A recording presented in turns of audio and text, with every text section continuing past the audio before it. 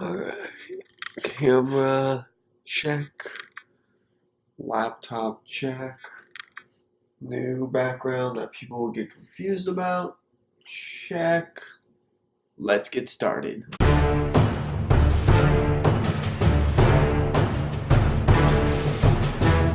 So Altered Carbon is the latest and greatest Netflix original series. It stars Joel Kinnaman as Takashi Kovacs, a member of the Envoy who has been put on ice for several years and has been woken up by a rich person played by James Purefoy, and now he must find out who killed James Purefoy's character known as Lawrence Bancroft. This series was originally a book by Richard K. Morgan and then obviously adapted into this, and for the most part, this is a great series. It's pretty much everything that Blade Runner was wanting to be. And I know I'm going to get a lot of hate for Blade Runner, but I was never a fan of it personally.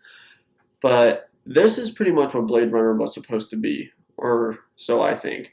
This was visually beautiful. The acting, for the most part, was phenomenal. Everything about this movie seemed right, except for the few points which we'll get to in a moment. Now, the acting in this by Joel Kinnaman and Martha Higaretta are amazing. The two are constantly butting heads for the first half, and then the second half they get much better and they become an alliance. Chris Connor's character of Poe was phenomenal. It was beautifully done humor. I enjoyed it very much.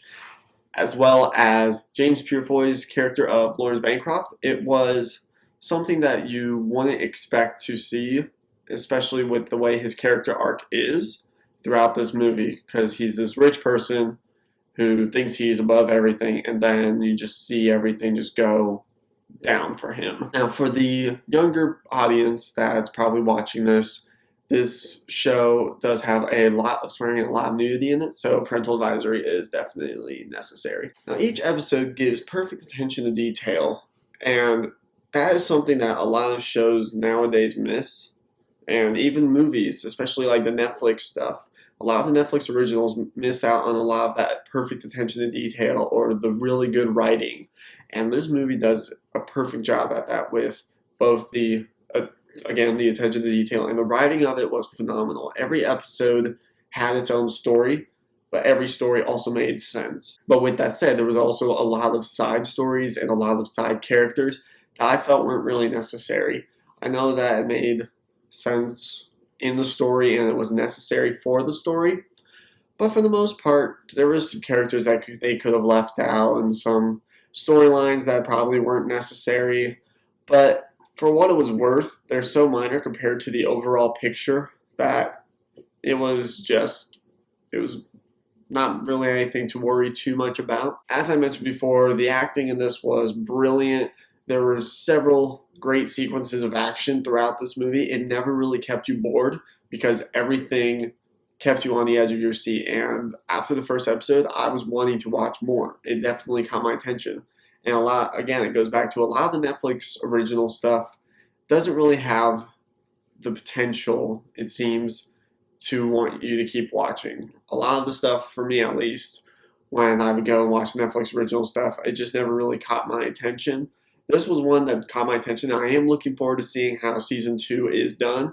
I've been hearing rumors that Joel Kinnaman isn't going to be back for it, but I'm not entirely sure yet. Now, the ending of this definitely tied a lot of loose ends to this series, and it also had a rather anticlimactic ending. It had one of those endings where it didn't really leave you on the edge of your seat waiting for season 2, rather than it just kind of saying, this is what's going to happen, and then closing. So aside from the ending, like the final sequence of action was great. The final episode was an amazing episode, but the entire ending as a whole, like the way they ended the show or the series, something like that, just wasn't the best. They could have done much better given what they've done in the entire show beforehand. Now, I'm not going to be able to get into every single episode due to the fact that it's a whole series of hour-long episodes for 10 episodes. So, and that's one of the hard parts about doing reviews on shows without doing every single episode, is trying to do a whole series review. It's going to be difficult because you're going to be leaving out a bunch of stuff. such as episodes that are some filler or have a lot of filler, and episodes that actually tie to the story, which this show, as well as a lot of shows, do.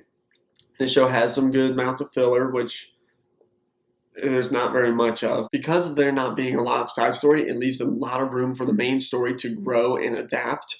Even though it grew too far out, I believe, and adding a bunch of characters and a bunch of side stories into the main story, it definitely left its room available for the rest of it. I personally enjoyed this show. Altered Carbon was an amazing show. It was definitely one of Netflix's best original series, and I'm going to give this an A-. Guys, thank you so much for watching. As always, don't forget to like and subscribe.